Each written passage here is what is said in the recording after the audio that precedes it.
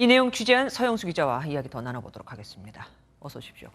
그러니까 실무진은 대부분 처벌을 받았는데 정작 부정 채용을 부탁하거나 요청하거나 청탁하고 그랬던 은행장이나 윗선은 뭐 처벌을 거의 받지 않았다 이 얘기인데 왜 그렇습니까? 네, 채용 비리를 처벌할 명확한 법적 근거가 없다는 게 가장 큰 이유로 꼽힙니다. 그렇다 보니까 대부분의 채용 비리 사건에 업무 방해 혐의를 적용하고 있는데요. 이 업무 방해라는 게 채용 과정의 공정성을 따지는 게 아니라 회사의 정상적인 채용을 방해하는지 이런 걸 확인하는 건데 이걸 최고 경영진에게까지 입증하기가 까다롭습니다.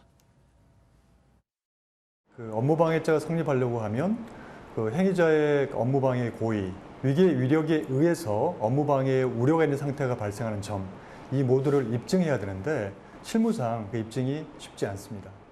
그러니까 대놓고 이 사람을 뽑아라, 이 사람을 채용해라 하지 않는 한은 어떻게 안 된다는 건데 요즘에 누가 그럽니까? 이 사람 좀 잘 봐봐라고 해도 아랫사람들은 다 알아서 또 하게 되잖아요.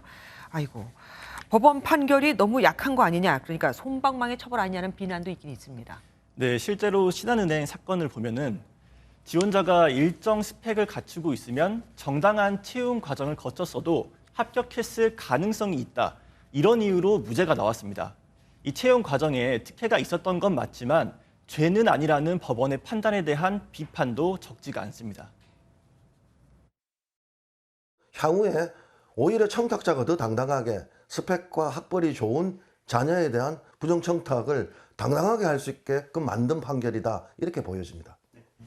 부정하게 입사한 사람들은 어떻게 됐습니까? 부정 입사자 중에서도 지금 여전히 회사를 다니는 사람들이 꽤 있다면서요. 네, 국민은행 등은 부정 입사자들이 이제 채용 비리 사건으로 처벌을 받았는데도 불구하고 이제 부정 입사자에 대해서는 별다른 조치를 취하지 않고 있습니다. 아, 네. 은행들은 이들을 해고할 근거가 마땅치 않다면서 미온적인 태도를 보이고 있는데요.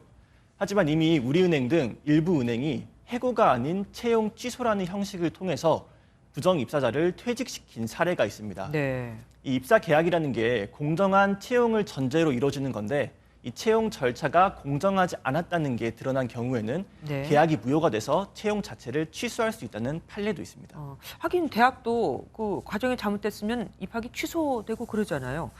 그리고 종합해 보면은 관련 법이 개정돼야 할 것 같습니다. 그런데 이 법 개정은 국회 일 아니겠습니까? 국회에서는 지금 어떻게 들어가고 있습니까? 네, 현재도 국회에 여러 법안들이 발의가 돼 있는 상태인데 모두 상임위 문턱을 넘지 못하고 계류 중인 상태입니다.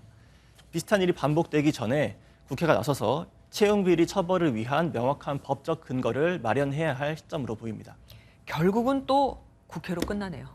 지금까지 서영수 기자와 함께했습니다.